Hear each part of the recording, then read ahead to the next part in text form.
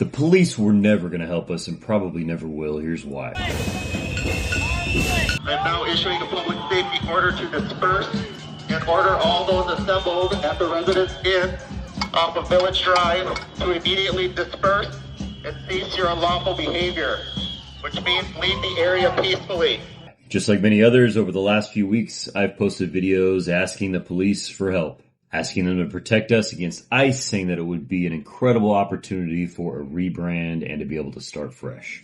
But of course, that was never going to happen. They're right back to protecting fascists because they're probably fascists. In all likelihood, and until they start helping, there's really no reason for us to think otherwise. They're probably jealous of ICE and CBP. They can only dream of having that kind of freedom. I'm sure there's plenty of people out there that most of them would like to beat the shit out of, or maybe even unalive. And this we know because they do it when they can get away with it.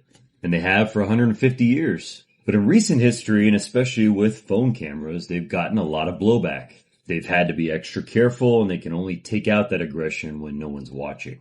These ICE guys, on the other hand, get to do whatever they want in broad daylight. And when they're standing there protecting ICE, that most of them are looking at protesters with contempt and silently cheering ICE on. And sometimes not so silently. Here in LA, it wasn't so silent. Cops shot journalists the first chance they got. Off of LA.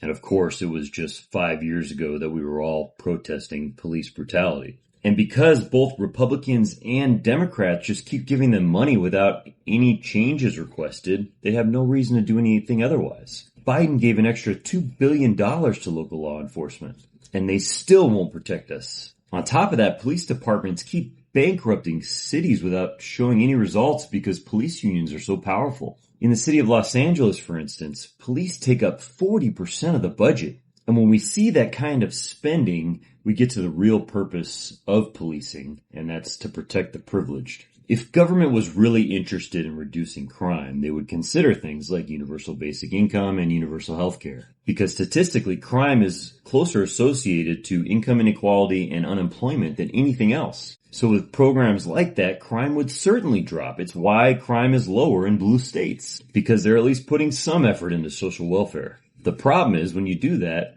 the rich don't have as much. Because they'd rather get inside of a jacuzzi in a hotel that's completely surrounded by security than have anything to do with the rest of us. They can fly private jets to bypass airport security, and they can live in gated communities. And so in order to keep what they have, they're just going to keep buying police officers and soldiers till the pressure is so overwhelming that increased security is no longer enough.